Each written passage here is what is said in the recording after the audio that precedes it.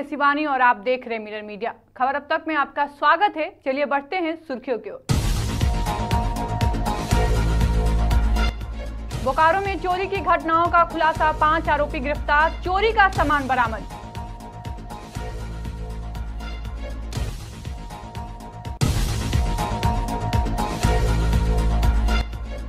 Dhanbad cricketer association ने खिलाड़ियों का किया सम्मान, सीमित संसाधनों में खिलाड़ियों ने किया उम्दा प्रदर्शन।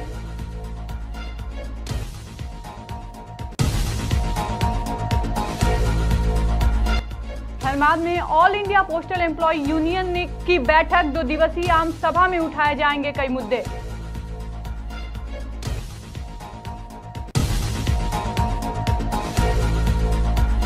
धनबाद में सरकारी जमीन पर कब्जा की शिकायत पर पहुंचे सीईओ, थाना प्रभारी की मदद से हटाया गया अवैध कब्जा।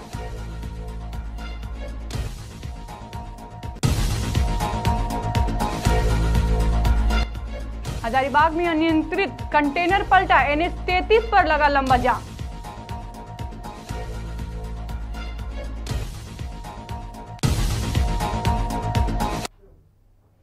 और अब खबरें विस्तार से। बोकारो जिले के कसमार और जरीडीह थाना क्षेत्रों में लगातार हो रही चोरियों के बाद पुलिस ने कई बड़ी कार्रवाई करते हुए एक गिरोह के 5 सदस्यों को गिरफ्तार कर लिया है।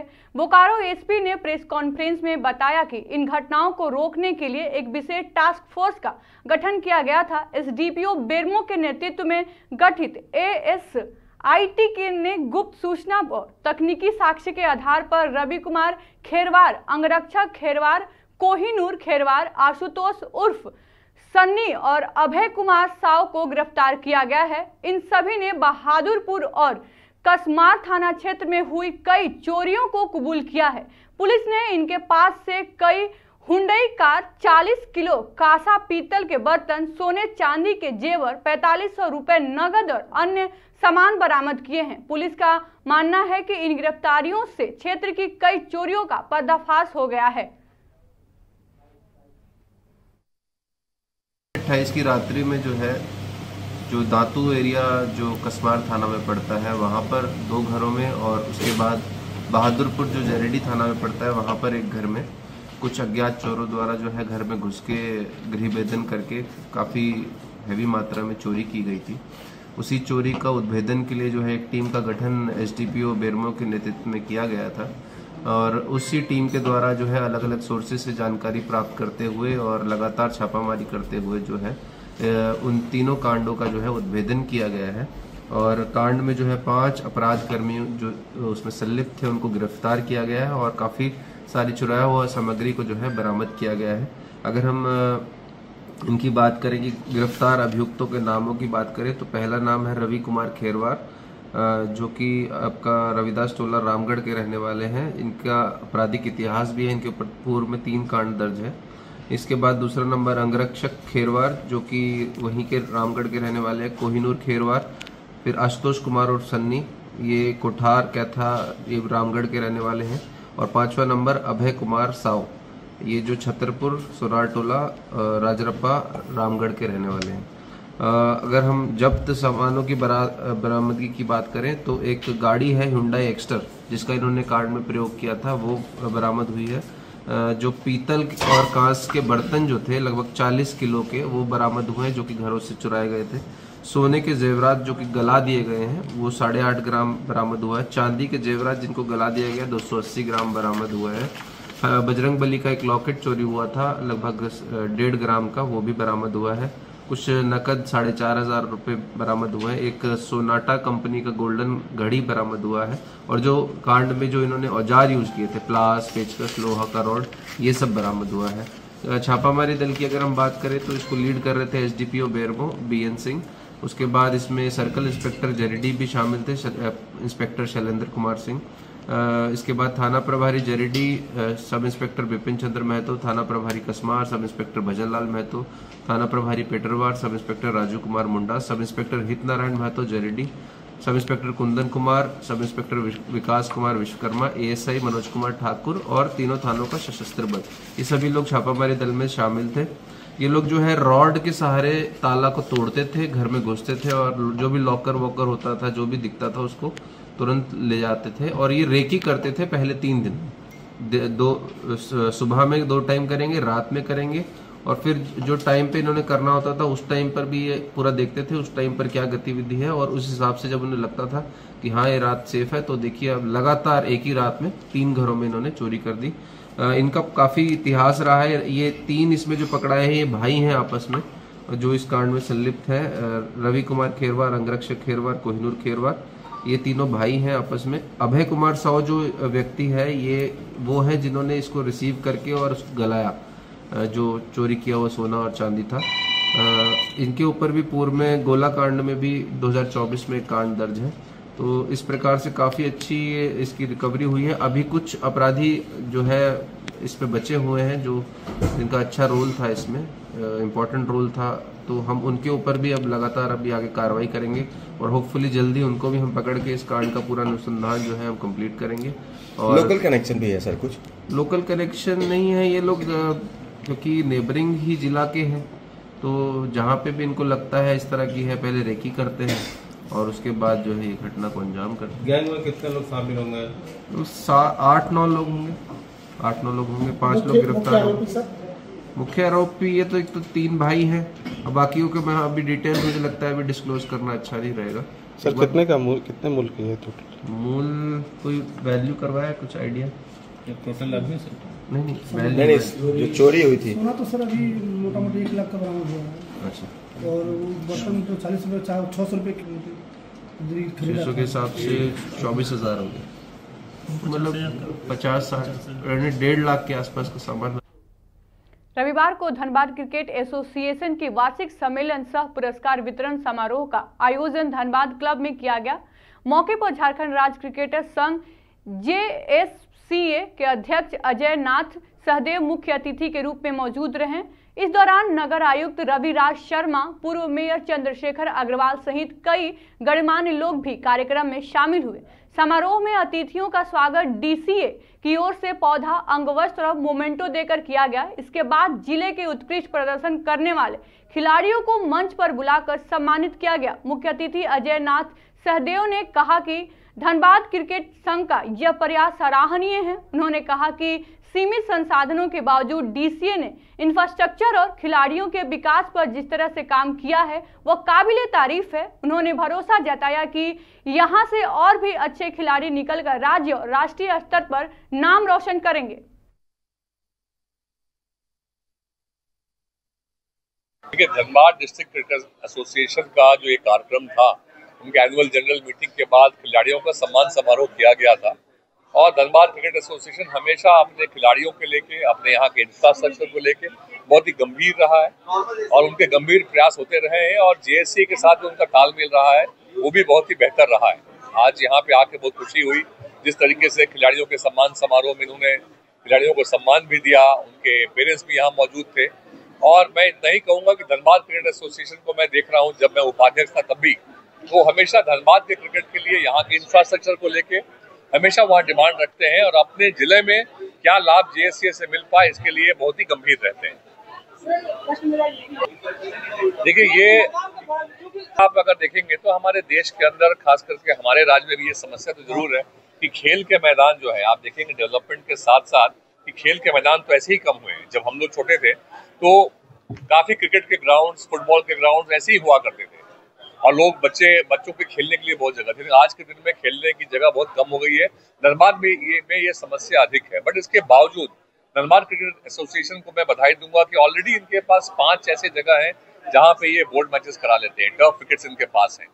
तो ये धनबाद क्रिकेट एसोसिएशन के जो हमारे अध्यक्ष हैं मनोज जी, विनय जी जो सचिव हैं, इनके प्रयास से, इनके और मेंबर जो पूरी टीम है, इनके अथक प्रयास से धनबाद में क्रिकेट का डेवलपमेंट काफी हद तक सही दिशा में गया हुआ है। अब रही बात कि JSCA हमेशा एक सहयोगी रवैये में रहा है और आगे भी जिस तरीके से हम लोग की इच्छा रहती है कि सारे डिस्ट्रिक्ट्स में क्रिकेट कहाँ खेला जाता है, क्रिकेट अलग अलग जिलों में होता है, तो जनरली ये माना जाता है कि टर्फ विकेट्स जितने रहेंगे उतने वहाँ के खिलाड़ियों को फायदा मिलेगा। तो जिस भी जिले में और टर्फ विकेट्स बनाने हैं उसमें JSCA ऑलरेडी तैयार रहता है। जिला को भी आगे आना पड़ेगा, बट इस मामले में धनबाद रास्ता दिखाता है बाकी जिलों को भी। ये क्रिकेट के लिए जो इंफ्रास्ट्रक्चर के लिए इनका जो काम रहा है वो धनबाद में जैसा कि आपने कहा, ये माइनिंग इलाका होते हुए भी यहाँ पे लोगों ने काफी ग्राउंड डेवलप किए हैं और एक ऑलरेडी आप देखेंगे कि एक ग्राउंड पे भी काम चल रहा है जिसमें कि आने वाले दिन में रणजी मैचेस भी। धनबाद में all India postal employ union की ओर से रविवार को भोलाटाड़ स्थित एक निजी रिजॉर्ट में 2 दिवसीय आम सभा की शुरुआत हुई। झारखंड परिमंडल रांची के सर्कल सचिव रवि रंजन सिंह की अध्यक्षता में कार्यक्रम का आयोजन किया गया। इस आम सभा में पोस्टमैन और एमटीएस कर्मियों ने बड़ी संख्या में हिस्सा लिया और अपनी समस्याओं को रखा। कार्यक्रम को संबोधित करते हुए यूनियन के संयुक्त सचिव राजेश सारंग ने कहा कि इस सभा का आयोजन 2 प्रमुख मांगों को लेकर किया गया है। पहली मांग यह है कि सभी डाक कर्मचारियों को पुरानी पेंशन योजना के तहत पेंशन दिया जाए। उन्होंने कहा कि नई पेंशन योजना के तहत कर्मचारियों को भविष्य की सुरक्षा की गारंटी नहीं मिलती है, जिससे कर्मचारियों में असंतोष है। दूसरी बड़ी मांग पोस्ट ऑफिस की व्यवस्था को लेकर रखी गई। यूनियन का कहना है कि एक साथ 3 पोस्ट ऑफिस को मिलाकर एक पोस्ट ऑफिस से चलाने की व्यवस्था गलत है।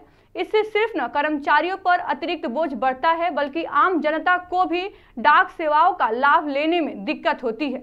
वहीं निरसा विधायक अरूप चटर्जी ने कहा कि सबसे पहले तो भारत सरकार को यूनियन पर लगाए गए बैन को हटाना चाहिए। इसके बाद कर्मचारियों के हित में बातचीत करके समस्याओं का समाधान करना चाहिए। वहीं धनबाद पोस्ट ऑफिस के अधिकारी ने कहा कि पुरानी पेंशन योजना का लाभ मिलने से कर्मचारियों के भविष्य की सुरक्षा की जो गारंटी है वह पक्के तौर से मिलती है, इसलिए इस दिशा में सरकार को जरूर सोचना चाहिए। सबसे पहले तो जो ऑर्गेनाइजेशन पर अभी रोक लगाई गई है इसको इमीडिएटली हटाना चाहिए। सेंट्रल गवर्नमेंट ने जिस कारण से 20,000 रुपया जस्ट किसान आंदोलन में डोनेट करने के कारण इसको बैन लगाई गई है, वो इमीडिएटली हटना चाहिए। और देखिए पोस्टल सर्विस एक समय तो था जो इसी के भरोसे एक परिवार जुड़े हुए रहते थे। आज भी हम समझते हैं जो पोस्टल सर्विस बहुत ही जरूरी है। इस व्यवस्था को और स्ट्रॉन्ग करना चाहिए। पोस्टमैन से लेकर तमाम लोग जो हम लोग के साथ जुड़े हुए इसकी जो मांगे हैं उसको माननी चाहिए। इस मुद्दे को पार्लियामेंट में इस बार हम लोगों ने बोला है जो देने के लिए हम लोग पार्लियामेंट में उठाने। नमस्कार, मैं all India postal employees union postman MTS general secretary postman MTS union CHQ नई दिल्ली। आज सेंट्रल वर्किंग कमेटी हमारी मीटिंग झारखंड में 7 और 8 तारीख को यहाँ संपन्न हो रही है, 7 और 8 सितंबर को। और झारखंड सर्कल के सर्कल प्रमुख यानी सर्कल सचिव रवि रंजन सिंह ने इसको इनॉग्रेट किया है और यहाँ देश भर से सभी लोग, देश भर के सभी सर्कल के लोग, सर्कल सेक्रेटरी यहाँ डाक विभाग में जो समस्या है उसके ऊपर और केंद्र सरकारी कर्मचारियों की जो समस्या है उनके ऊपर डिस्कस करने के लिए यहाँ इकट्ठे हुए। तो सबसे पहले मैं रवि रंजन सिंह का स्पेशली थैंक्स अदा करूंगा कि देश हमारी जो रिक्वेस्ट थी CHQ की, उस रिक्वेस्ट को एक्सेप्ट करते हुए उन्होंने बड़ी अच्छी तरह से एक अच्छे समय में अच्छी तरीके से इस सेंट्रल वर्किंग कमेटी का आयोजन किया, इसलिए उसको मैं सही दिल से बधाई देता हूँ। साथियों, यहाँ बहुत सारी इशू पे डिस्कस होने जा रहा है। जैसे आप सभी को पता है कि केंद्रीय वेतन आयोग जो है, पे कमीशन जो 1 जनवरी 2026 से लागू होना है, लेकिन आज की पोजीशन ऐसी है इस 2026 को लागू 1 जनवरी 2026 को लागू होने के लिए जो कमेटी कॉन्स्टिट्यूट होनी चाहिए थी वो कमेटी आज तक कॉन्स्टिट्यूट नहीं हो चुकी है। तो ये बार बार हम डिमांड उठा रहे हैं सेंट्रल गवर्नमेंट की तरफ से कि इस कमेटी को कॉन्स्टिट्यूट किया जाए, क्योंकि 7 CPC के टाइम जो कमेटी कॉन्स्टिट्यूट हुई थी उन्होंने 1.5 साल का समय लिया था अपनी कमेटी कॉन्स्टिट्यूट होने के बाद इम्प्लीमेंट होने के लिए। तो हम उम्मीद कर रहे हैं अगर आज कमेटी कॉन्स्टिट्यूट होगी तो हर कैडर जो पोस्टमैन है, MTS है, केंद्र सरकारी कर्मचारी है, उनकी कमेटी सभी का स्टडी करेगी और उनका रिपोर्ट देने में 1 या 1.5 साल का वक्त लग सकता है। तो हम उम्मीद कर रहे हैं कि एक जल्द से जल्द इस कमेटी को कॉन्स्टिट्यूट किया जाए, हमारा पे रिवीजन किया जाए। लेकर कैसे आपकी तरफ से पॉलिसी जाएगी सर? जी, जैसे अभी आप देख रहे हैं कि ये पोस्टमैन लेवल का पूरा पैन इंडिया इन लोगों का कॉन्फ्रेंस हो रहा है, मैनुअल कॉन्फ्रेंस। तो इसमें अभी तो मैंने मांगे नहीं सुनी है और क्या क्या इसमें स्पेशल आता है, ऐसे लगातार उनसे रवि जी मिलते हैं और अपनी समस्याएं रखते हैं तो उसको हम लोग लोकल लेवल पर तो सॉल्व करते हैं। अब यहाँ पर अब किस तरह की समस्याएं आ रही हैं, हमारे लेवल तक जो हो पाएगा उसको मैं सॉल्व करने का प्रयास करूंगा और जिनको अब हायर लेवल तक पहुंचाने की जरूरत है, उसको मैं हायर लेवल तक स्किल। धनबाद के धैया मौजा में 1 एकड़ 33 डिसमिल जमीन कब्जा की शिकायत पर धनबाद अंचल अधिकारी रविवार को पहुंचे, हो रहे कब्जा को खाली कराया। मौके पर धनबाद थाना प्रभारी भी दलबल के साथ मौजूद थे। जानकारी देते हुए धनबाद अंचल अधिकारी राम प्रवेश कुमार ने बताया कि उपायुक्त के निर्देश पर वहां पहुंचे हैं। यह जमीन पूरी तरह से सरकार की है और कुछ लोगों के द्वारा कब्जा किया जा रहा था, इसी को लेकर कार्रवाई की गई। बता दें कि इससे पूर्व भी इस जमीन पर जेसीबी चलाकर कब्जा करने की कोशिश की जा रही थी। इसके बाद नगर आयुक्त के निर्देश पर निगम ने उस समय कार्य रुकवाया था। वहीं तत्कालीन एसडीएम कार्यालय में कागजातों की मांग की गई थी और अगले आदेश तक कार्य रोकने को कहा गया था, लेकिन एक बार फिर उसी जमीन पर कार्य शुरू कर कब्जा करने की कोशिश को नाकाम किया गया। आधिकारिक सूत्रों के अनुसार जमीन 196 खाते की है, जो पूरी सरकारी है और इसकी जमाबंदी तत्कालीन अंचल अधिकारी को मिली भगत के खोले जाने की बात सामने आ रही है, जिसके चलते जमीन का रसीद भी कट गया है और कब्जा करने की कोशिश की गई। इसे रोकने के लिए जमाबंदी रद्द करने का काम को रोका गया है। अब देखना होगा कि प्रशासनिक स्तर पर आगे और कुछ क्या ठोस कदम उठाए जाते हैं।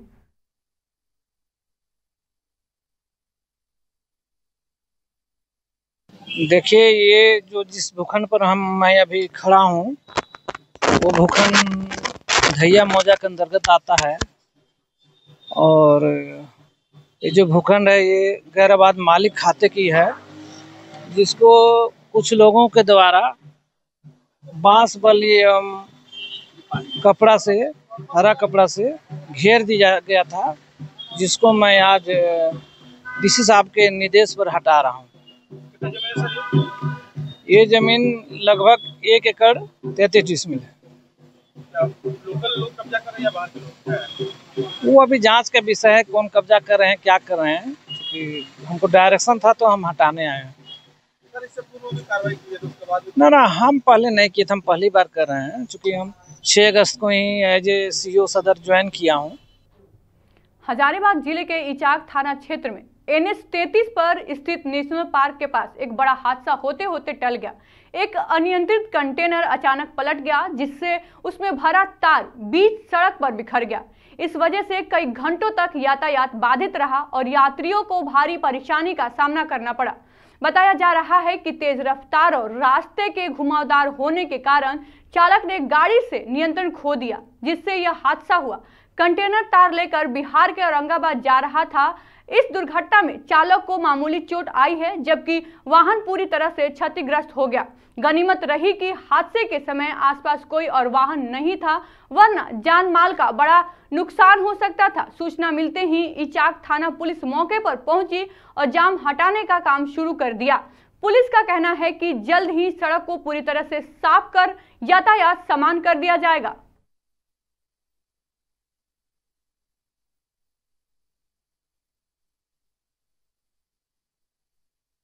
तो गाड़ी थोड़ा तेज रफ्तार से थी, बैलेंस बिगड़ जाने के कारण ये गाड़ी पलट गई थी। अब पलटने की वजह से माल जो है दोनों साइड छिटा गया इसका। मतलब ये शुक्र मनाइए कि गाड़ी उधर वाले को किसी मोटरसाइकिल या दूसरे गाड़ी का दुर्घटना नहीं हुआ।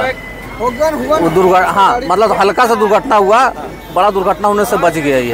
अभी क्या स्थिति? अभी वही मान लीजिए वो बड़ा दुर्घटना नहीं हुआ, थोड़ा ड्राइवर का चोट लगा है इसमें, बाकी बड़ा दुर्घटना होने से बच गया, किसी को हाथाहाथ नहीं हुआ इसमें।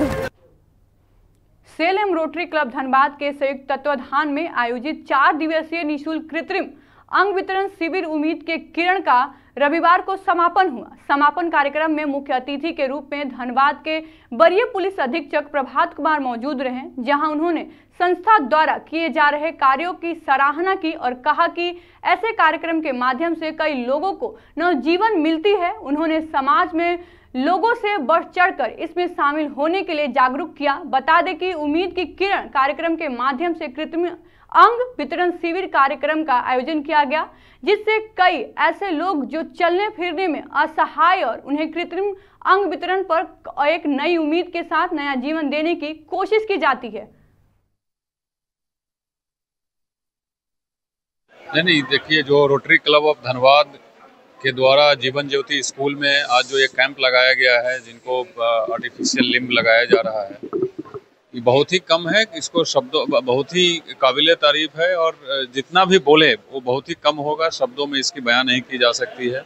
आप खुद सोच करके देख लीजिए कि जो आदमी कल तक किसी के सहारे चल रहा था वो आज अपने पैरों पे चल रहा है। तो आई थिंक समाज में इस तरीके के लोग हैं जो इस तरीके का कार्य कर रहे हैं, आई थिंक उन्हीं के सहारे ये समाज अभी भी चल रही है despite having so much of impurities.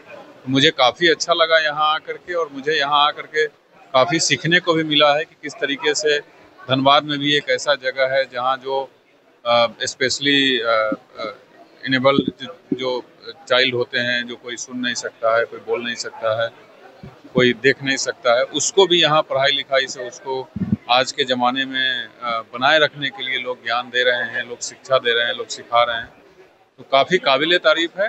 And मैं तो आपके माध्यम से सभी वैसे जागरूक लोगों और जो संपन्न लोग हैं, मैं उनसे अपील करना चाहूँगा कि आप इन लोगों से कुछ इंस्पिरेशन ले करके और समाज में आगे आइए।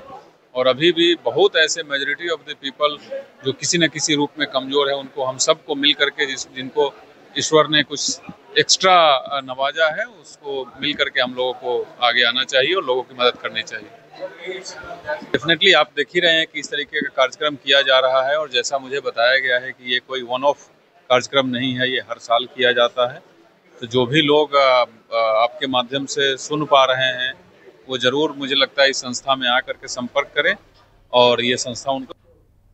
नवरात्रि और दुर्गा पूजा से पहले केंद्र सरकार ने आम जनता को बड़ी सौगात दी है। जीएसटी दरों में कटौती का स्वागत करते हुए देवघर के भाजपा जिला अध्यक्ष सचिन रावानी ने प्रधानमंत्री नरेंद्र मोदी की सरकार को हार्दिक बधाई दी। रविवार को एक प्रेस कॉन्फ्रेंस में उन्होंने कहा कि इस फैसले से अब आम लोग सस्ते में खरीदारी कर पाएंगे।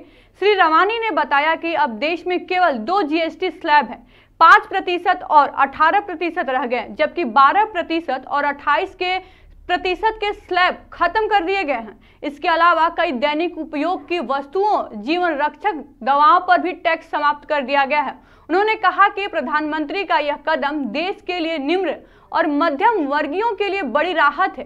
पहले लोगों की कमाई का बड़ा हिस्सा खदान और जरूरी सामान खरीदने में चला जाता था, लेकिन अब बचत में बढ़ोतरी होगी। श्री रावानी ने इस फैसले को एक ऐतिहासिक और दूरदर्शी कदम बताया है, जिससे अर्थव्यवस्था में खपत बढ़ेगी, नए निवेश आएंगे और रोजगार के अवसर पैदा होंगे। प्रेस मीडिया बंधुओं का नमस्कार, जोहार और अभिनंदन करता हूँ। प्रेस वार्ता में मेरे साथ उपस्थित जिला के महामंत्री अदीप चंद भैया जी, जिला के उपाध्यक्ष राजीव रंजन सिंह जी, हमारे वरिष्ठ नेता दिलीप सिंह जी, धनंजय तिवारी जी, गोपी बर्मन जी, हमारे उपाध्यक्ष कन्हैया झा जी, सोशल मीडिया के प्रभारी अमृत मिश्रा जी, हमारे उपाध्यक्ष पप्पू यादव जी, जिला की मंत्री सुलोचना देवी जी, हमारे कोषाध्यक्ष विनय चंद्रवंशी जी, हमारे जिला के मंत्री बलराम पोद्दार जी, हमारे जिला के मंत्री विजया सिंह जी। और इसी के साथ खबर अब तक में आज के लिए बस इतना ही। देखते रहिए मिरर मीडिया।